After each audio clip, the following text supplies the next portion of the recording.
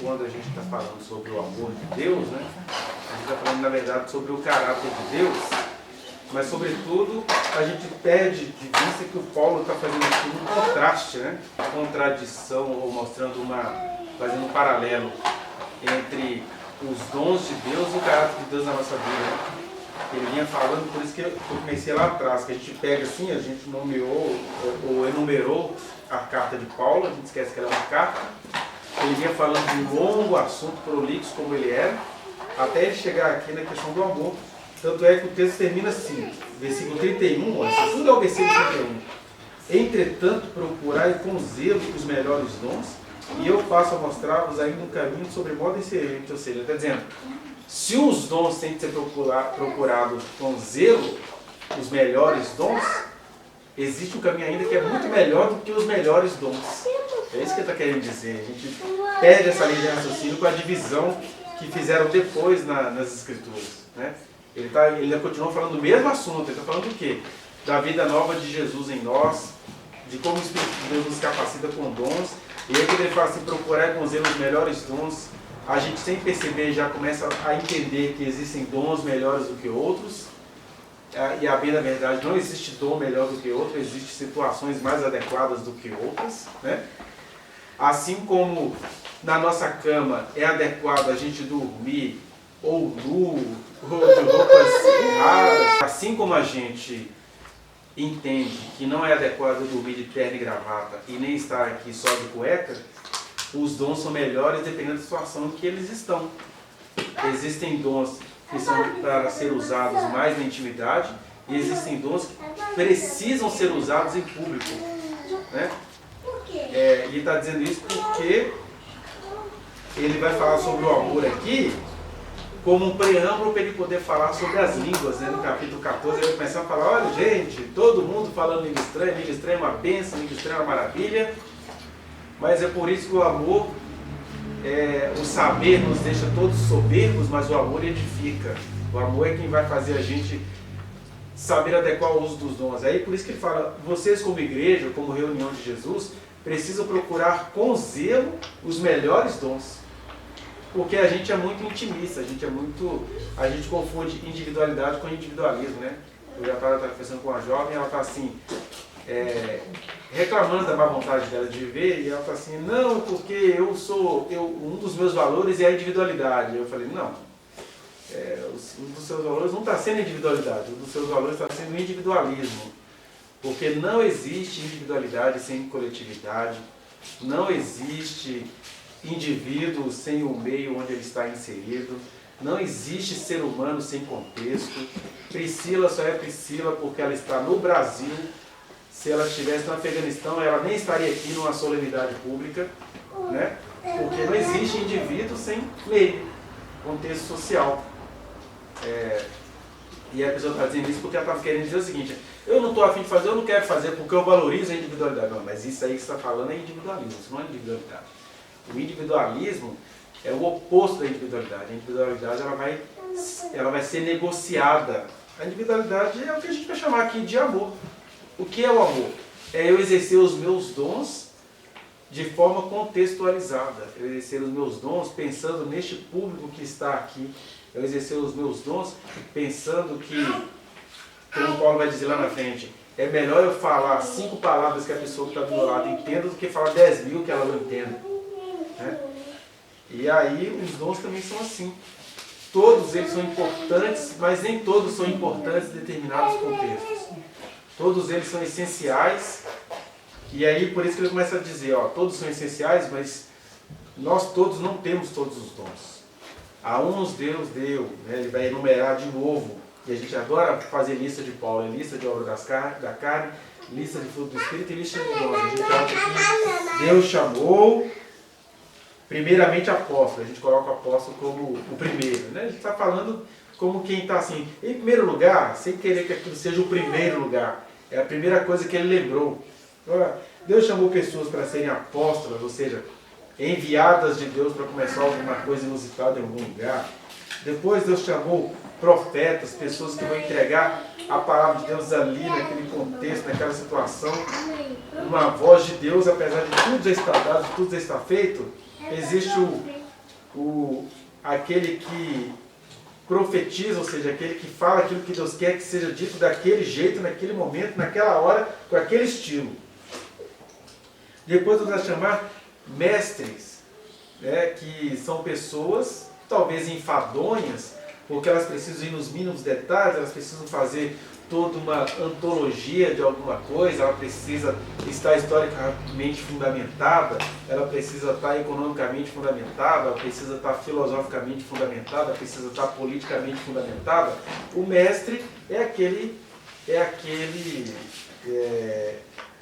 aquela pessoa que vai ser criticado, mas se não fosse os mestres, não ia ter continuidade da vida e, como consequência, não ia ter continuidade do conhecimento, né?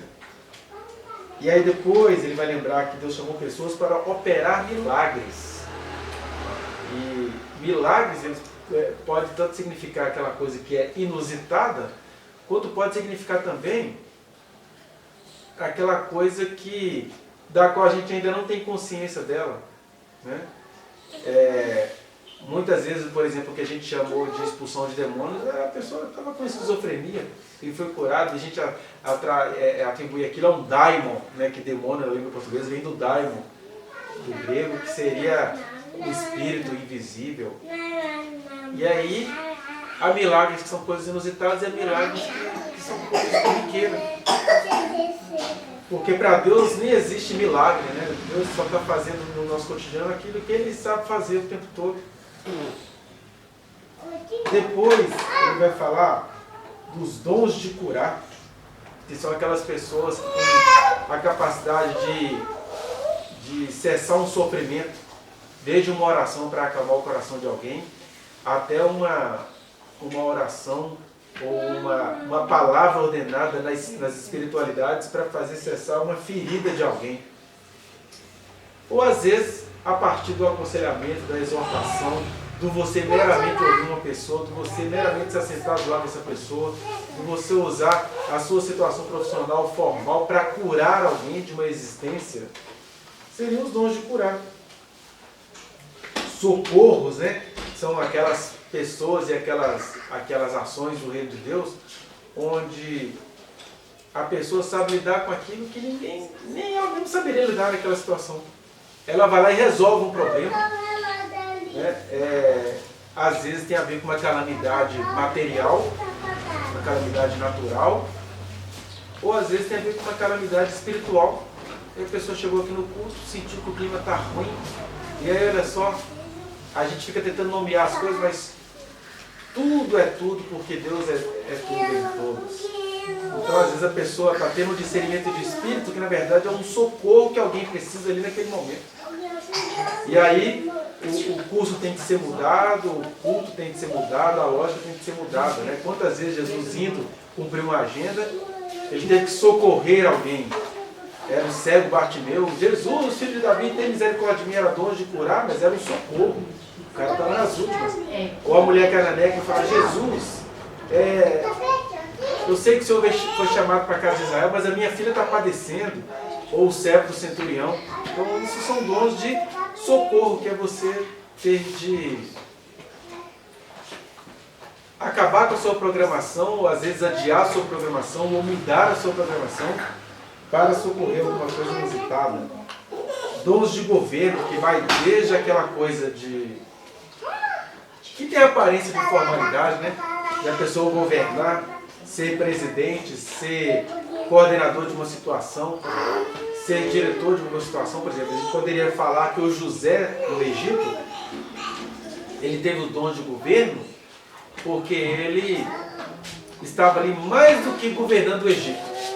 Ele estava ali preparando um povo para uma coisa que ainda iria acontecer, sei lá, 430 anos depois. Mas os 430 anos depois precisou de José governando o Egito durante uma fome. 7 anos de abundância e 7 anos de fome. Ele que governou aquilo ali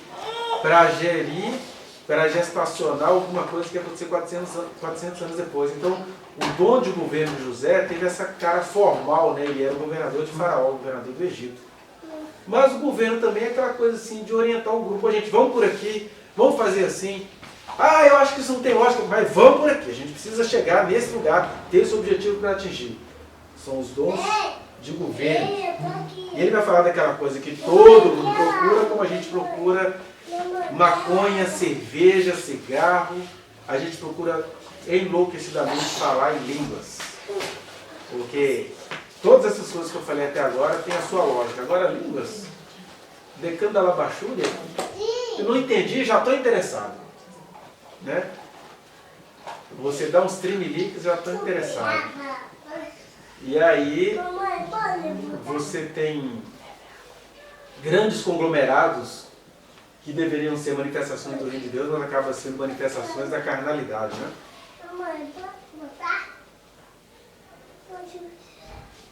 Porque as obras da carne são divisão. Aí você tem as igrejas históricas, que vai ficar valorizando os dons de governo, no sentido de isso aqui é uma igreja acadêmica, nós temos faculdades históricas, nós temos um conhecimento maravilhoso para legar à humanidade, que tudo começou com João Calvino. E você tem as igrejas, que no Brasil elas são chamadas de pentecostais, e mais atualmente de neopentecostais, que todas elas são baseadas, não é nem no dom de curar, não é nem no dom da profecia, é mesmo o dom de línguas, que na verdade transforma-se num legado horroroso de confusão. É uma torre de Babel disfarçada de dom de línguas. Porque, assim como a criança que estava aqui agora achando que ela ia tocar violão, a gente é assim diante de Deus, né? Ah, eu gostei disso, eu quero fazer isso agora. E aí Deus fala assim, ai crianças, o Paulo vai dizer isso no próprio capítulo 2, né? Quando vocês eram meninos, vocês queriam tocar violão, era na hora. Quando vocês eram meninos, vocês berravam quando a vontade de vocês era insatisfeita. Mas agora vocês não são como meninos, vocês precisam procurar com zelo os melhores dons. E aí, para a gente não cair nessa frustração de viver, nesse berro que a pessoa não tem noção de onde ele vem, que ele tem toda a sua razão e que Deus tem toda a paciência com os nossos jeitos infantis e até inconscientes de agir, mas o convite que o Paulo faz aqui é: gente, uma hora essas coisas precisam ficar para trás, uma hora bebês crescem, uma hora crianças começam a ter razão, no sentido de ela começa a medir os próprios passos. Só que tem uma coisa que acontece com a criança quando ela cresce, que vai virando meninice, que é o que acontece na adolescência, né? Porque, por exemplo, se o bonito de criança é a criança ser espontânea, é a criança ser conversada, é a criança ser articulada, é a criança produzir na sua inocência, quando a gente chega na adolescência, o que o adolescente faz? Ele tem pavor das coisas lindas que tinha de criança.